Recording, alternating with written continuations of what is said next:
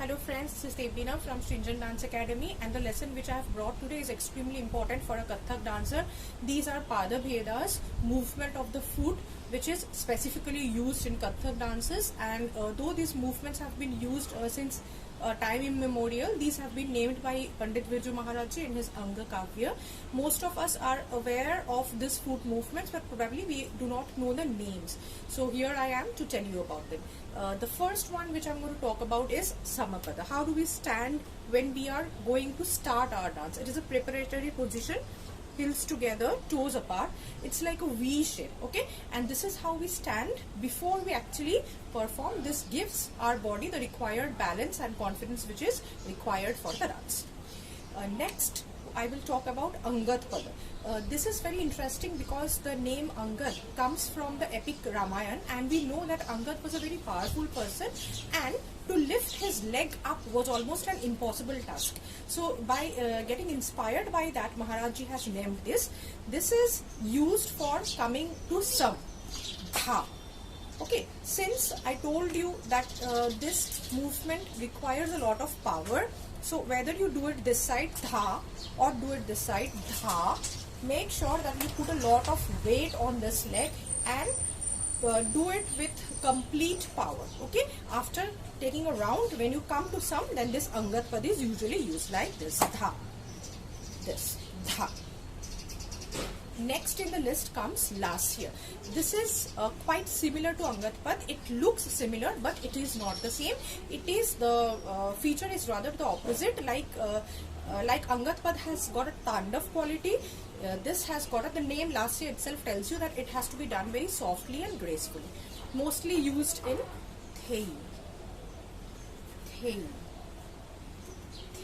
A little brushing from the center towards outside. Okay, looks like Angad Pad, but the quality is, the usage and the quality is different. So this is Lasya Pad. Next in our list is Hanumat Pad. This is also, you can understand from the name, that is inspired by Hanumanji. The way he used to keep his leg up, lift it up while going somewhere, while taking a leap, while jumping. Okay, this is also used for coming to some. And when you do it little technically, want to do it more beautifully, then this Hanumat Pad is used. Goes like this: dha, dha, dha, dha. Okay, and you should also, when you are lifting your leg, you should actually look back. Okay, the one which is lifted, look at that leg. So that is Hanumat Pad. Next is Krishna Pad. This also you can understand from the name that this particular foot movement has been inspired by Lord Krishna, the way he used to stand. So you have to stand crossed leg like this.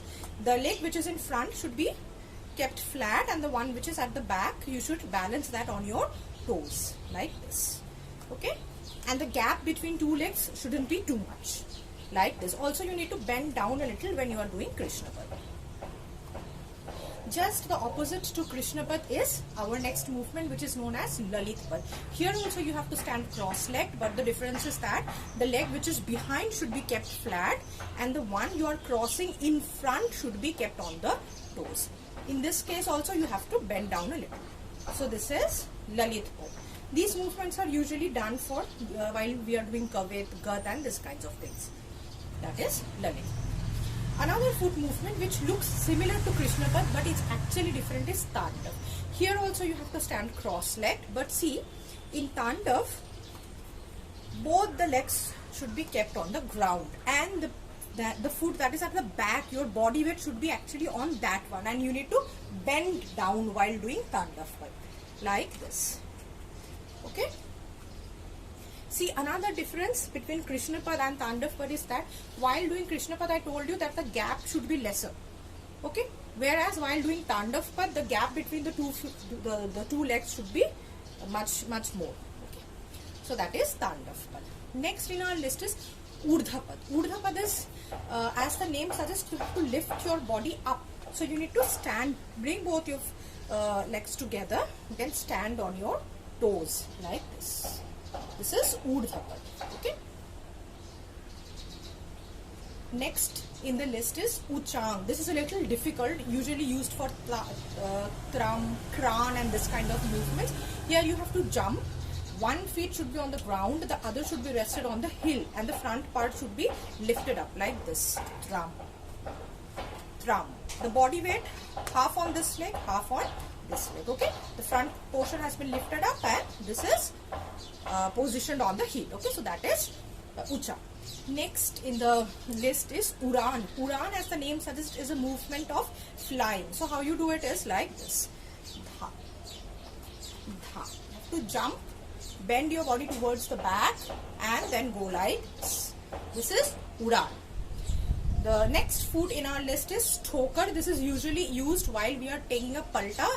At the beginning of the palta, this is actually used like this. Hey. Hey. One leg is flat, the other one you have to hit the ground using your toes, and there should be enough gap. While doing it, you also have to bend your body towards the leg which you are keeping on your toes like this. So this is Hey. Hey. So this is Thokar. Okay. After Thokar, the one which comes in our list is known as Ardha Ghat. When we hit the ground with our leg, what we are doing is we are doing Aghat, right? Like this, Aghat. So instead of using the entire portion of your feet, if you do it sidewise like this, then it becomes Ardha Ghat. See, this is Ardha Ghat. This is specifically used for the Tatkar, Takita, Takita, Dhina. This the sound of dhi has to be very different from the sound of the other foot movements. So Ardha Ghat is used for this particular sound, like this. Takita, Takita, Dhina, Takita, Takita, Dhina, Takita, Takita, Dhina. So for this Ardha Ghat movement is used. Next comes Adhar. Adhar, one leg has to be lifted up and it should be near the calf muscle of the other one. This particular movement is also mostly used in Takita, Takita, Dhina, Tatkar. Like this, if I say, see, this is Adhar. Okay, you have to hit the ground with one leg and the other one has to be lifted up and you have to hold it in the air for a while, like this. So this is Adhar, mostly used in this, like Takita, Takita, Dhin. For this Dhin, I am using Adhar. Then Takita, Dhina. With the foot movement of Adhar, we come to the end of today's lesson. Hope you have enjoyed. Keep practicing on a daily basis to master this footwork. Thank you so much.